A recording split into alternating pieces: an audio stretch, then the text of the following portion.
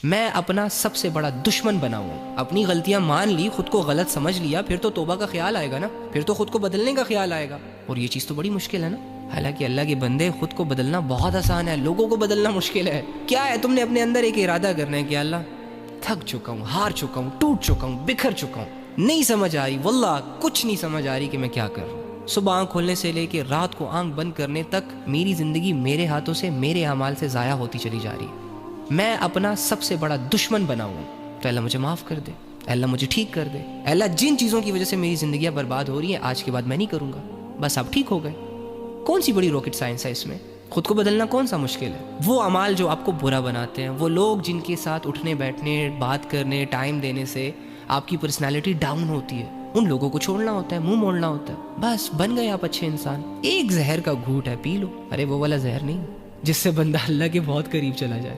یعنی اگر آپ گناہوں کے شوقین ہیں، آپ نے ساری عمر گناہوں میں، لذتوں میں اور اللہ کی بغاوت میں گزاری ہے، تو پھر جب آپ ایک دم سے ان ساری چیزوں کو چھوڑنے کا سوچیں گے تو یہ آپ کو ایسا ہی لگے گا جیسے یار ایک زہر کا گھونٹ ہے جو مجھے پینا ہوگا. اور یہ جو کمزوری سی فیل ہوتی ہے کہ پتہ نہیں میں بدلوں گا بھی کہ نہیں، پتہ نہیں میں ٹھیک ہوں گا بھی کہ نہیں. بھائی تو ہوگا ٹھیک، بہن تو کوشش تو کر. جب ایک بندہ بگڑ سکتا ہے، حالانکہ بگڑنا تو چاہتا ہی نہیں ہے، تو وہ بندہ ٹھیک بھی ہو سکتا ہے نا، کیونکہ وہ تو ٹھیک ہونا چاہ رہا ہے. تو اللہ تو انسان کی چاہت پہ فیصلے کرتا ہے. جب آپ کے پاس کوئی برائی نہیں ہوگی کرنے کو، تو کیا رہ جائے گا کرنے کو؟ نیکیاں.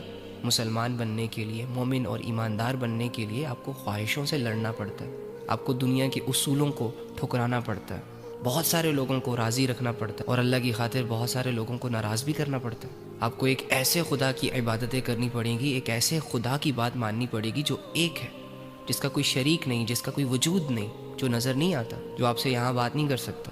اس کی معرفت کو ڈھونڈنا ہوگا، اس کی قدرتوں پر غور کر کے اسے سجدے کرنے ہوں گے.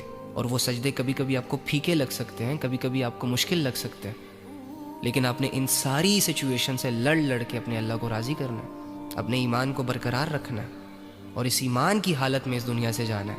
پھر جا کے جو تم چاہتے ہو وہ تمہارے ہاتھ آئے گا. یہ نہیں کہ فارمیلٹی پوری کرنے کے لیے لا الہ الا اللہ محمد رسول اللہ پڑھ لیا، وہ بھی زبانوں سے، تو جنت ہم پر فرض ہو گئی ہے. میں اللہ رب العزت کے تمام انعامات کا مستحق ہو گیا ہوں.